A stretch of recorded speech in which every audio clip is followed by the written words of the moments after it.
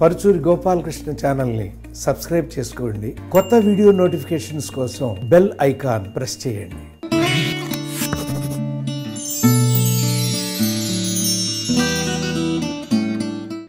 అందరికీ నమస్కారం.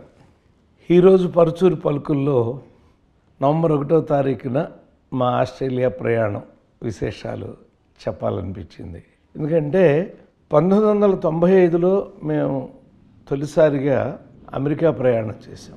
అమెరికా ప్రయాణం చేసినప్పుడు కూడా అమెరికాలో మాకెవరూ తెలియదు, అన్నయ్యకి కానీ నాకు కానీ. అక్కడ ఉన్నటువంటి తెలుగు వాళ్ళు వాళ్ళ ప్రేమాభిమానాల కోసం మేము రచయితలుగా మమ్మల్ని వాళ్ళు పిలవటం, మేము వెళ్ళటం జరిగింది. అలాగే ఇన్ని సంవత్సరాలకి, అంటే దాదాపు మేము సినిమా రంగానికి వచ్చి 40 సంవత్సరాలు పూర్తయిన ఈ సంవత్సరంలో ఆస్ట్రేలియా నుంచి పిలుపు వచ్చింది. ముందు నేను అప్పుడు వయసు వేరు, ఇప్పుడు వయసు వేరు. అది నేను అన్నయ్యతో మాట్లాడాను, నేను వెళదామా అని. వెళ్ళొద్దామరా, వాళ్ళు అంత ప్రేమతో పిలుస్తున్నప్పుడు తప్పే ఉందిలే అన్నారు. సిడ్నీలో దిగి ఆ పైనుంచి చూస్తే ఆ ఆస్ట్రేలియా ఖండం చుట్టూ మాత్రం గ్రీన్ కనపడుతుంది, మధ్యలో ఎడారిలా కనపడుతుందండి. మనం మామూలుగా చూస్తున్నప్పుడు కనపడలేదు, కానీ ఆ ఫ్లైట్లోంచి చూస్తున్నప్పుడు ఆస్ట్రేలియా ఖండం అలా ఉంది. నాకు 3వ తారీఖు రాత్రి దినేష్ అని ఒక కుర్రాడు మమ్మల్ని హోటల్ దగ్గర దింపడానికి వస్తా, అతను బాగా చదువుకుని పిల్లాడు. సార్ ఇది ఆస్ట్రేలియా కాదండి, మన అస్త్రాలయ అండి అన్నాడు. అదేంటయా అస్త్రాలయ ఏంటయా? అవునండి, ఒకప్పుడు మన వాళ్ళు ఆయుధాల కోసం ఇక్కడ పరిశోధనలు చేసుకుంటూ ఉండేవారు. ఆ అస్త్రాలయ ఇప్పుడు ఆస్ట్రేలియా అయిందని. అదొక విచిత్రమైన, అక్కడ ఆ పిల్లాడు చెప్తే తెలిసింది. సరే వెళ్ళాము. మామూలుగా అమెరికాలో ఇమిగ్రేషన్లో చాలా టైం పడుతుంది మనకి, ఇక్కడ ఎక్కువ టైం పట్టలేదు, 2 నిమిషాల్లో వెళ్ళిపోయాం. అయితే లోపలికి వెళ్ళిన తర్వాత లైన్ 2లో వెళ్ళండి అట.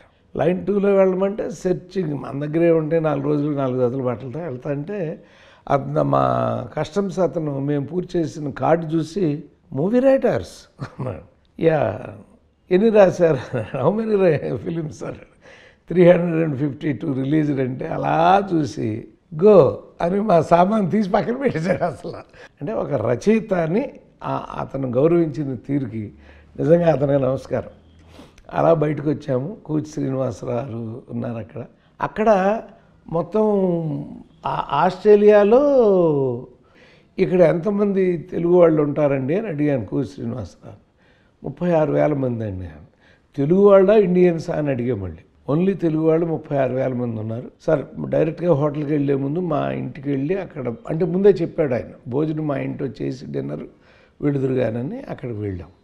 ఆ ఇంటికి వెళ్ళిన తర్వాత ఒక 5-6 అంటే వాళ్ళ మెంబర్స్, మొత్తం 7 మెంబర్స్ వాళ్ళు, ప్రెసిడెంటు, సెక్రటరీ ఇట్లా ఉన్నారు. ఆ పేర్లు చెప్తాను, మళ్ళీ చివరిలో చెప్తాను, వాళ్ళకి థ్యాంక్స్ చెప్పాలి కాబట్టి.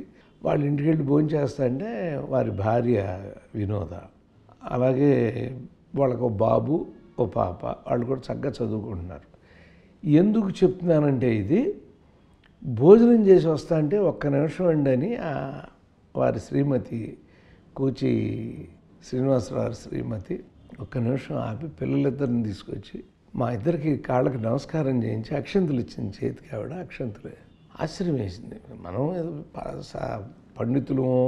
పండితులు ఏదో వేద పండితులు అట్లయితే సరే, కానీ ఒక సినిమా రచయితలకి వాళ్ళ కుటుంబం ఇచ్చిన గౌరవం చాలా ఆశ్చర్యం వేసింది. అది అంతవరకే కాదు, ఆ తర్వాత మర్నాడు మేము టిఫిన్ చేస్తున్నప్పుడు శ్రీనివాసరావు మాట్లాడుతా అంటే వాళ్ళ ఇంటికాడి నుంచి ఆవిడ ఫోన్ తీసుకుని ఓ మాట అన్నారు. నేను ప్రతి శుక్రవారం నాడు అమ్మవారికి పూజ చేసుకుంటానండి. శనివారం రాగానే మళ్ళీ అమ్మవారు వెళ్ళిపోయినట్టుగా బాధేస్తుంది. రాత్రి మీ అన్నదమ్ములిద్దరు ఇంట్లోంచి వెళ్ళిపోగానే అట్లా అమ్మవారు వెళ్ళిపోయినట్టుగా బాధేస్తుందండి. కళ్ళల్లో గిర్ర నీళ్ళు తిరిగినాయండి. ఇంత గొప్ప వాక్యం ఆవిడ అన్నమాట.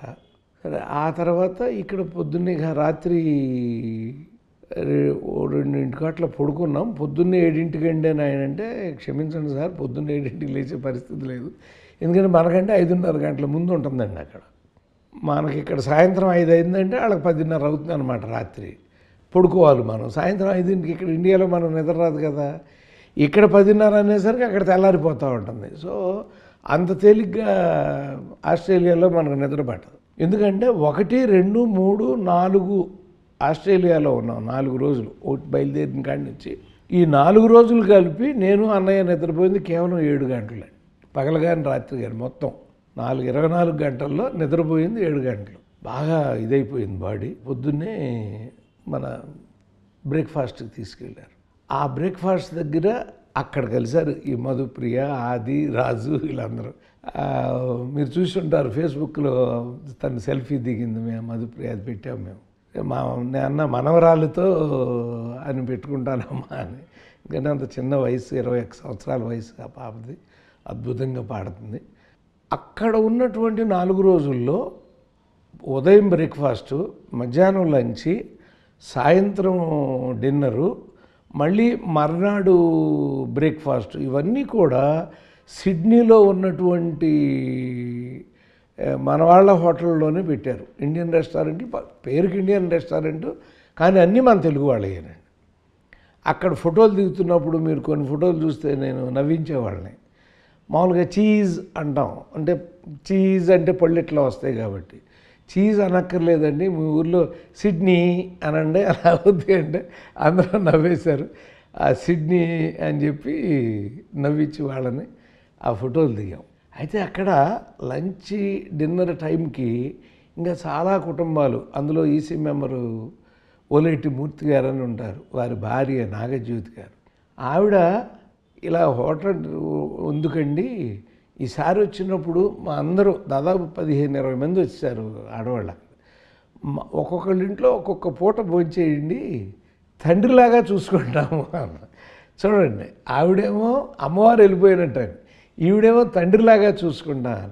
నేను ఎన్నో ఊళ్ళు తిరిగాను, ఎక్కడో తిరిగాను, కానీ కనిపించిన ప్రతి కుటుంబం వాళ్ళ పిల్లల చేత మొక్కించినటువంటి ఊరు మాత్రం సిడ్నీ అయినా. అయిపోయింది. టిఫిన్ తిన్నాక గున్నం వీర్రాజు చౌదరి అని ఆయనకి అప్పచెప్పారు మమ్మల్ని కారు ఇచ్చి. సార్ 2 రకాలండి, ఒక రౌండ్ అలా చూసుకుంటూ వెళ్ళిపోవడం ఒక పద్ధతి, లేకపోతే ఎక్కడికక్కడ ఆపకుండా లోపలికి వెళ్తా చూడటం ఒక పద్ధతి అండి. ఒళ్ళు ఓనం అయిపోయిందండి, మీరు అలా చూపించేయండి మమ్మల్ని అని తీసుకెళ్తా అంటే అది ఎలా ఉందంటే లండన్ వీధులు చూసినట్టు ఉంది. సిడ్నీ వీధులు చూస్తా అంటే ఆ లండన్ వీధుల్లో మేము వెళ్ళినప్పుడు ఎలా ఉందో యూకేలో, అలా సిడ్నీ వీధులు అలా ఉన్నాయి. ఎందుకంటే అక్కడ ఇక్కడ కూడా వాళ్ళే కాబట్టి అక్కడ కూడా ఒక రాణి, బ్రిటిష్ రాణి విగ్రహం కూడా చూసాం మేము. ఆ తర్వాత అక్కడికి వెళ్ళి దూరం నుంచి సిడ్నీ బ్రిడ్జ్, హార్బర్ బ్రిడ్జ్ అని 80 సంవత్సరాల వయసు అండి దానికి, దాన్ని కూడా మేము లాంగ్ షాట్లోంచి తీసాం. ఆ పక్కనే ఒపేరా హౌస్ అని ఉంది. ఆ హౌస్లో మన దేశం నుంచి ఒక స్వామి గారు వెళ్ళి 2500 మంది హిందువులతో ధ్యానం చేయించారండి అక్కడ ఎన్నో గంటల సేపు. అది అద్భుతంగా ఉంది ఆ ఒపేరా హౌస్ ఒకటి. అక్కడ దాని ముందు అలా తిరుగుతా చూస్తుంటే పక్కన ఒక షిప్ దగ్గరికి వచ్చి ఫోటో దిగుతున్నప్పుడు అయిపోయింది కదా అని మన మనోళ్ళల్లో వెళ్ళినట్టు ఇట్లా క్రాస్గా మన కారు దగ్గరికి వెళ్దామని చూస్తే సార్ అలా వెళ్ళకూడదండి అని అంటే 1 వే అనమాట. నడక కూడా 1 వే. అక్కడ నడకలో అలా వెనక్కి తిరిగి తీసుకొచ్చి మళ్ళీ మన కారు దగ్గరికి తీసుకొచ్చాడు ఆయన వీర్రాజు చౌదరి గారు. అలా అక్కడి నుంచి బయలుదేరి లంచ్కి మళ్ళీ ఇంకొక తెలుగు ఆయన కరీంనగర్ ఆయన దగ్గరికి వచ్చి అక్కడ అద్భుతంగా ఆ పక్కన కూర్చుని వాళ్ళందరూ కూడా చాలామంది అందులో పనిచేస్తున్న వాళ్ళు కూడా మన అక్కడ చదువుకుని ఉద్యోగం చేస్తున్న పిల్లలే, మన పిల్లలు చదువుకుంటున్నారు. ఇదంతా అయిపోయి లంచ్ అవర్ అయిపోయింది. ఆ తర్వాత డిన్నర్ చేసుకున్నాక మళ్ళీ వాళ్ళతో వీళ్ళతో చేసుకుని వచ్చేసరికి మళ్ళీ పడుకుని నిద్ర పట్టట్లేదండి. అలాగే మళ్ళీ డిస్టర్బ్డ్ స్లీపే అయ్యింది. అయిపోయి 4వ తారీఖు ఉదయం మళ్ళీ కాకతీయ అక్కడికి వెళ్ళాం. అక్కడ వాళ్ళందరితోనూ అక్కడ మంచి చేసినటువంటి పూర్వ అధ్యక్షులు వాళ్ళు మాతో షీల్డ్లు ఇప్పించారు. అక్కడ మీకు చెప్పాల్సింది ఏంటంటే ఊటుకూరు సత్యనారాయణ గారని ఆయన భార్యతో మేము ఫోటో దిగాము.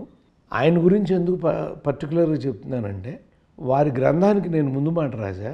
ఆయన 1932 నుంచి 2000 వరకు వచ్చిన తెలుగు సినిమా పాటలు, ఏ సినిమాలో ఏ పాట ఏ సంవత్సరం ఏ రచయిత రాశాడని ఒక అద్భుతమైన గ్రంథాన్ని వెలువరిస్తున్నారండి ఆయన. అందుకని నిజంగా నాకు అనిపించింది, అన్నయ్య నేను వాళ్ళకి చెప్పాము, ఇక్కడ ఊరికి మాతో ఆయనకి షీల్డ్ ఇప్పించడం కాదండి, ఈయనను గురించి మా ఛాంబర్లో చెప్పి, మా నిర్మాతల మండలిలో చెప్పి, మా రచయితల సంఘంలో చెప్పి, మా ఫెడరేషన్లో చెప్పి వీరిని తగు విధంగా అక్కడ సత్కరించుకోవాలి.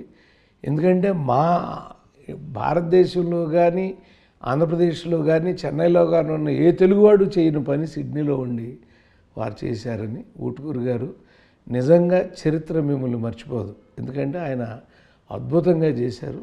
4750 సినిమాలు దగ్గర దగ్గర అలా ఒక లిస్ట్ ఆయన ఇచ్చారు. దాంట్లో నాకు తెలీదు, నేను పాటలు రాశానని గుర్తుంది, కానీ నేను 8 పాటలు రాశాననేది ఏ సంవత్సరం ఏ సినిమాలో రాశానో అందులో ఉందండి. అలాగే ఏ పాట పాడానో కూడా ఉంది, నేను పాటల గాయకులు కూడా. అందుకని మ్యూజిక్ వాళ్ళు కూడా ఆయన గౌరవించాల్సి వస్తుంది. మా అన్నయ్య ఒక సినిమాలో పాట పాడాడని ఆయన తెలవని కూడా తెలవదు, కానీ పాడింది ఆయన చూపించారు దాంట్లో, ఇదిగో ఈ సినిమాలో మీరు పాడారండి అని. సో ఆ కాకతీయ దగ్గర అక్కడ ఒక అద్భుతాన్ని ఆయన ముఖంలో చూసి నిజంగానే మీరందరూ కూడా హర్షిస్తారు రేపు ఆయన ఇక్కడికి వచ్చినప్పుడు. 4వ తారీఖు శరవణ భవన్ ఉంది మా దగ్గరలో. ఎందుకంటే మళ్ళీ లంచ్ చేసి మీరు రావడానికి టైం లేట్ అవుతుందని మా పక్కనే శరవణ భవన్ ఉంటే అక్కడ భోజనం పెట్టించారు. వాకింగ్ డిస్టెన్స్లో ఉంది మా హోటల్కి. అక్కడ కూడా మన పిల్లలు వచ్చి టోపీలు తీసుకుని మాతో ఫోటోలు దిగి సార్ అంట, అది అందరూ చదువుకుంటున్న పిల్లలే. అప్పుడు ఆయన అడిగా, సార్ ఎంతమంది ఉన్నారు ఇక్కడ అంటే, ఇట్లా 36,000 మంది. మన మెంబర్లు ఎంతమంది అంటే 302 మంది అన్నారు. నాకు చివుకుమంది, 36,000 మంది ఉంటే 300 మందా? ఇంత ఇప్పుడు మాకంటే ముందు మన ఆంధ్రప్రదేశ్ నుంచి, తెలంగాణ నుంచి వాళ్ళు అద్భుతంగా సుద్దాల అశోక్ తేజ గారిని, బాలసుబ్రహ్మణ్యం గారిని, ఇట్లా అద్భుతమైనటువంటి వ్యక్తులందరినీ కూడా తీసుకెళ్ళారు. తనికేళ్ళ భరణి గారిని ఇలా తీసుకొచ్చామని చెప్పారు వాళ్ళు. ఇంతమందిని తీసుకొచ్చి మీకు పరిచయం చేస్తున్న అసోసియేషన్లో ఇదా అని అక్కడికి వెళ్ళాము. అక్కడికి వెళ్ళిన తర్వాత ఒక 1000-1200 మందికి పట్టేట్టుంది. వెళ్ళేసరికి 200 మందే ఉన్నారు. 300 మంది సభ్యులు అంటున్నారు కాబట్టి 200 మంది వచ్చారనుకున్నాం, కానీ కాసేపట్లో మొత్తం నిండిపోయింది. సంతోషం వేసింది మొత్తం టోటల్. అక్కడ మమన్ గానంతో ఆ కార్యక్రమం ప్రారంభించారు. అతను అద్భుతమైన పాటలు పాడాడు. ముఖ్యంగా నాకు ఇష్టమైన మా మేజర్ చంద్రకాంత్లో పుణ్యభూమి నా దేశం పాడాడు.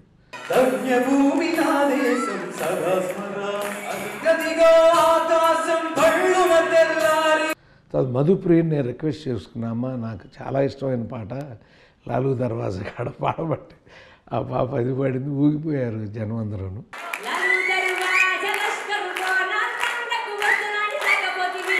ఈ ఆది రాజు కూడా అద్భుతంగా ఇక్కడ జబర్దస్త్లో, కాకపోతే ఆడగెట్టపు లేకుండానే బాగా నవ్వించాడు. మేము మాట్లాడిన తర్వాత కూడా మళ్ళీ వచ్చి మేము మాట్లాడిన దాని మీద కామెంట్ చేస్తా కామెడీ చేశాడు, బాగా నవ్వించాడు వాడు.